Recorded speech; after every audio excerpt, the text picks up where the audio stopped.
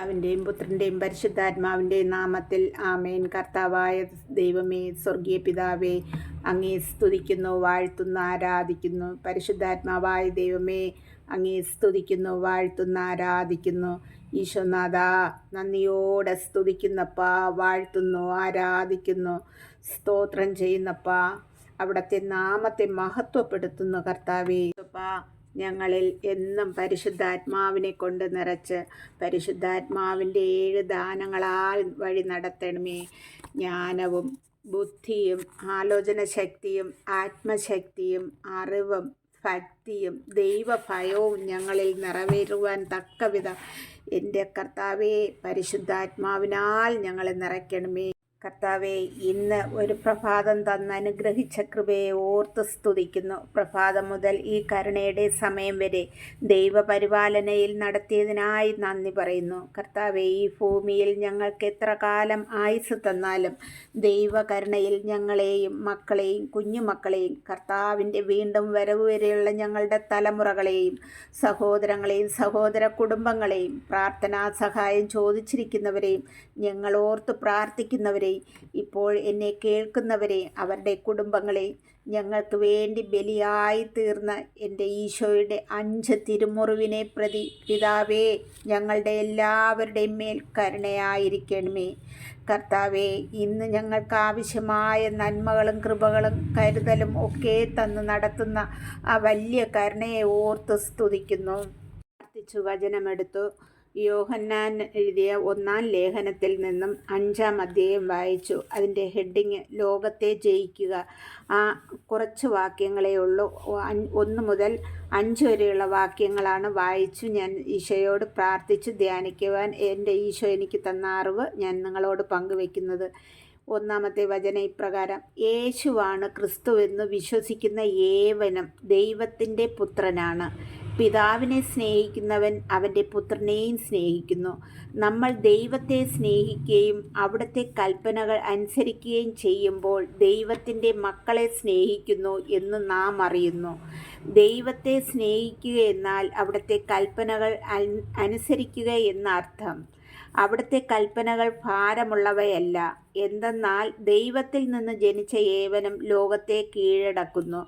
ലോകത്തിന്മേലുള്ള വിജയം ഇതാണ്: നമ്മുടെ വിശ്വാസം യേശു ദൈവപുത്രനാണെന്ന് വിശ്വസിക്കുന്നവനല്ലാതെ മറ്റാരാണ് ലോകത്തെ ജയിക്കുന്നത്? കർത്താവിൻ്റെ വചനം കേൾക്കുന്ന പ്രിയ സഹോദരങ്ങളെ, നമ്മളെ യേശുവിൽ വിശ്വസിക്കുന്ന ഓരോ സഹോദരങ്ങളാണെങ്കിൽ നമ്മൾ ദൈവത്തിൻ്റെ മക്കളാണ്.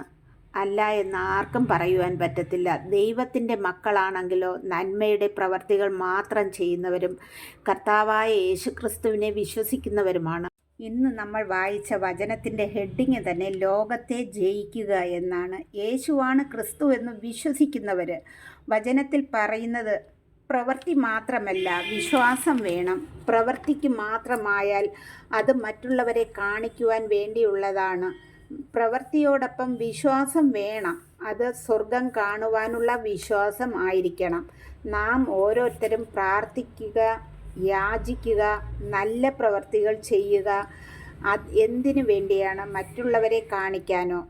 ഞങ്ങളുടെ കാര്യത്തിൽ അല്ല എന്നേ പറയുകയുള്ളൂ. കാരണം ഈ ലോകത്തിലെ വാസം എത്ര നാൾ എന്ന് ഞങ്ങൾക്കോ നിങ്ങൾക്കോ അറിയില്ല.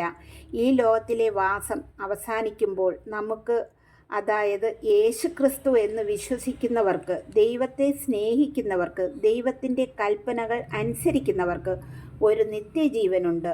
അതാണ് ക്രിസ്തുവിനോടൊപ്പമുള്ള ജീവിതം. നമ്മുടെ നശ്വരമായ ശരീരം മണ്ണോടുകൂടി ചേരും. എന്നാൽ നമ്മുടെ ആത്മാവ് നിത്യജീവൻ പ്രാപിക്കണം. നിത്യജീവൻ പ്രാപിക്കുവാൻ നാം എങ്ങനെയുള്ളവരായിരിക്കണമെന്ന് ഇന്ന് നമുക്ക് ഈ തന്നിരിക്കുന്ന വചനത്തിലൂടെ നമുക്ക് ഓരോരുത്തർക്കും മനസ്സിലായിരിക്കും എന്ന് ഞാൻ വിശ്വസിക്കുന്നു. യേശു ക്രിസ്തുവിൽ വിശ്വസിക്കുക, നമ്മൾ വചനം അനുസരിക്കുക, ഇതൊക്കെ തന്നെയാണ് ഇന്നത്തെ വചനത്തിൽ നമുക്ക് ദൈവം തന്നിരിക്കുന്നത്. അതേ പ്രിയ സഹോദരങ്ങളെ, വിശുദ്ധ അപ്പോസ്തലൻ പറയുന്നു: ഞാൻ നല്ല പോർ പൊരുതി, എൻ്റെ ഓട്ടം തികച്ചു, വിശ്വാസം കാത്തു. എനിക്കായി നീതിയുടെ കിരീടം ഒരുക്കിയിരിക്കുന്നു. നീതിപൂർവം വിധിക്കുന്ന കർത്താവ് ആ ദിവസം എനിക്കായി സമ്മാനിക്കും എന്നാണ് വചനം പറയുന്നത്. അപ്പോസ്തലൻ പറഞ്ഞതുപോലെ നാം ഓരോരുത്തരും നല്ല പോര് പൊരുതണം, വിശ്വാസം കാക്കണം.